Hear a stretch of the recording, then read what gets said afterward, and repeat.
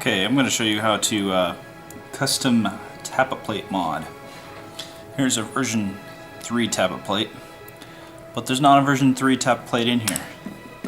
There's a custom version 2 Tappet plate. So what I want to do here is remove the screw and show it to you, but first do the tester just because I've already got it together. You need a screwdriver for that.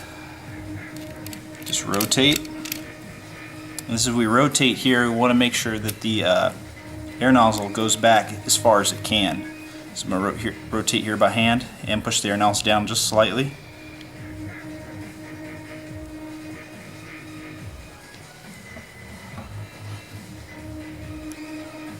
And right there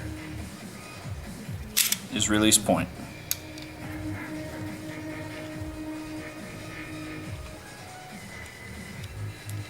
See, even if you're off just by a little bit, that can make the feeding not very well. So this is very precise, very advanced modification stuff. So I want to talk about the delay here.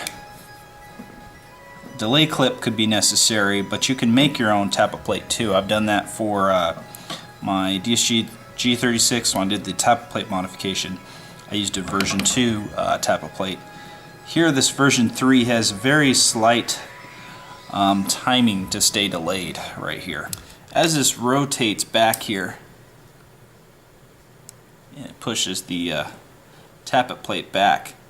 The longer it stays back is in this zone right here. However, with this black one right here, you can see there's not a very long time that it's staying back. And that's why I used the version 2 and modified it to work properly.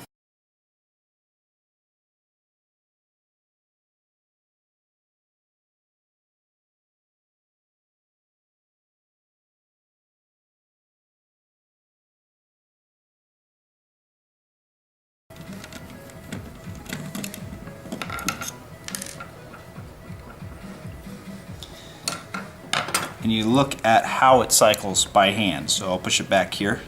You will want to test with the cylinder head because you don't want it to break right here at this location if you don't modify it right.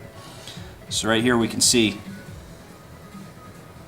that it follows very well and then starts to go forward with plenty of time to get the piston ready to fire. If you don't modify this area correctly, what happens is you could have the back doing this. You could have the front break. So this whole area right here had to be shaved, and then I shaved it to be similar to this. Now if I didn't shave any, I couldn't go all the way forward either, because let me just pull off the shims here to show you the axle to the gear so you can see how closely that is.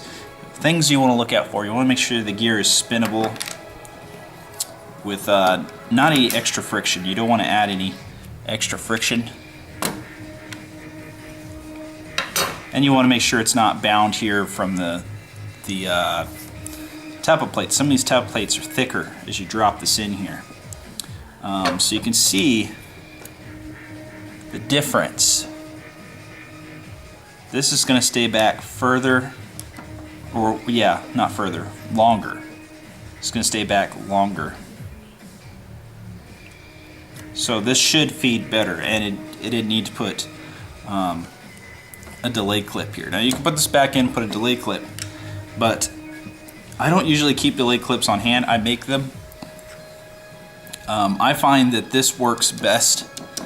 Now, testing, it's going to be kind of hard for me, so I might suggest, if this doesn't work, which it looks like it's going to work perfectly, but just in case, you know, if there's a 0.2 millimeter difference, you could put a delay clip in here and redo this. But I'm very positive that this is going to work, and you don't have to glue on a delay clip.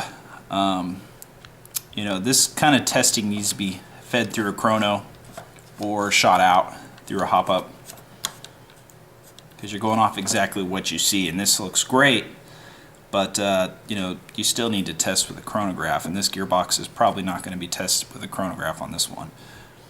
But everything looks good. There's not much more to say than you're going to have to do precise dremeling here. Just sanding it down precisely, and that's pretty much said. There's not anything else. Make sure you test it, rotate the gear while it's closed, and make sure that it's tightened down, the gearbox.